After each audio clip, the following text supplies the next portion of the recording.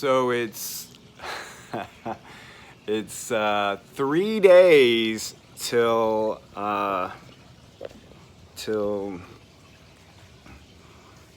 my 4 month celebration of being separated from my ex, and it's weird.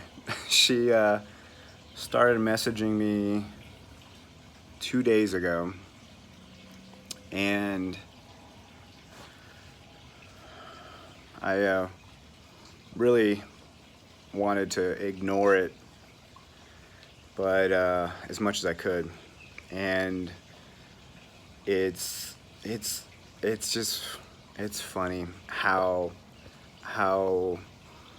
in this situation, when you're dealing with a narcissist, they will utilize whatever they have at their disposal to get your attention, to draw you back into their world, their reality, to try to feel a sense of control that they're seeking, right? Or validation, whatever it may be. They're looking to reel you back in, and it's I've realized that part of it for the empaths, at least for me, and part of it possibly for you, if you're more of an empathic person, is that they're really preying on our hopes, because even after 4 months, it's not at the surface level like it was early on after the breakup, but it's still there. The hope that maybe someday that that that we could still have something, or that fantasy that I was looking forward to in my mind's eye for so many years, of her being healthy and her being stable and her being someone that I could trust and who could respect me fully and be there for me, and just love me, and not look for attention from other men, or all of these things that I was longing for and trying to work on with her, and trying to improve in our relationship. All of those things I really, really was wanting. There's still that residual, I guess, hope or desire for that, and it's not, like I said, it's not like it was at the surface level. It's down there deeper, and it was funny because I found myself, seeing the notifications coming up that she was messaging me on an alternative app that I don't really use, an alternate app I usually really don't even utilize except for international communication with people.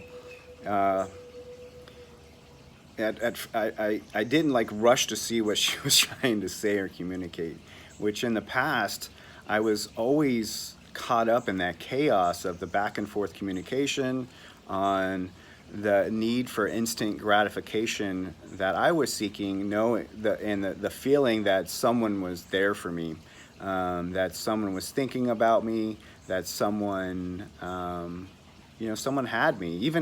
And the funny thing is, even if it was chaos and it was disruptive and it was filled with drama and pain, I was so caught up with it, that it became such an ingrained part of my life and my existence, and even part of my identity, that that feeling of like, I could save her, I could be the one to help her, to become happy and whole, and enjoy all of the gifts that we had as a couple and as a family.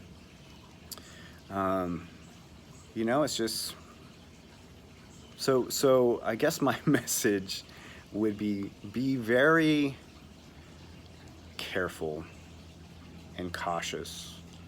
And Tim says you need to be like a stone, like a stone or a rock when it comes to no contact with a narcissist coming out of a codependent relationship.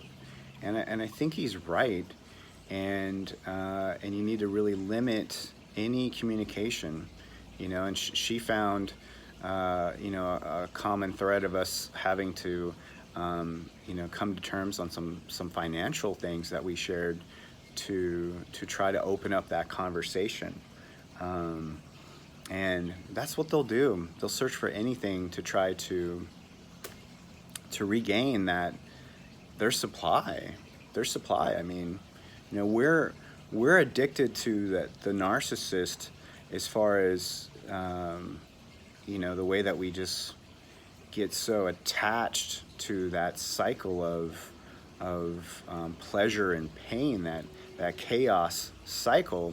But they're also addicted to us in that way of needing a supply. And the longer that you were in that relationship and with them, I think the same effects on them, that you were such a consistent supply for them for so long that they crave for that. And maybe this new guy that she's in a relationship with, her boyfriend or whatever, is not giving her that somehow, or maybe, who knows? I mean, maybe it's not as consistent or whatever. She's just she's just looking for more. I don't know, but it's that's that's what's going on in this moment with me. And if you can block them on every device and every method of communication, I think you should really think about that and do that seriously. And I'll probably be one of the people preaching that to those who are struggling, but I can relate to what just happened with me. That and that's the part I don't want to lose. That part of myself where I have a natural, I guess, desire and need to try to hold on to hope and caring and nurturing for others. But I think where it comes in, and we're about to dig into this in my therapy sessions, is learning about boundaries and learning how to enforce boundaries and how to communicate that to others. And I think there's something to that, and that's probably what I need. So when I when I learn that, I will share that. But so 3 more days till I'm 4 months with no physical contact with the narcissist. And yeah, just these little, relays of text messaging and stuff that has happened. I think it's happened maybe three or 4 times over the last 4 months. Never ends up in the way that you want.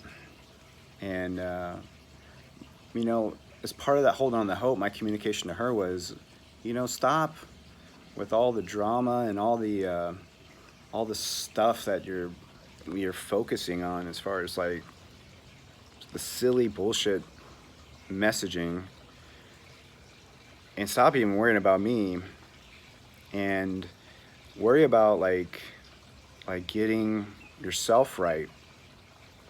And I don't know, it's something I'm looking forward to trying to figure out. If anyone has realized that they're in a codependent relationship and there's that, like, that malignant narcissist person, and it's toxic and unhealthy, and there's been like real issues. And if there's couples out there that have overcome that and managed to be healthy together, because I don't know if that's possible. From what I've heard, the odds of that are very, very slim. So, my communication to her was just, get out if you, and she's expressed some desire to, or at least, I guess, romanticizing the past in our relationship. And I told her, it's like, if there's any hope that you have for us to be together in the future, it really, you need to go and do the in-depth work and the therapy and the healing, and do all of that. And from what I heard, it's required for the two parties to do that apart for a long time, like be apart for a long time, and learn to love themselves and get their own stuff together, and be truly independent. And then there's a slim chance that something might be able to develop from that point. But I don't know. So if anybody watches this and knows of people who have made that work, and come back from the dark side of codependency and really toxic behavior and a relationship, put it in the comments and let me know. But so I'm still at it, still working on me and working on healing and recovery, and becoming the best version of myself. So that's what really matters. So.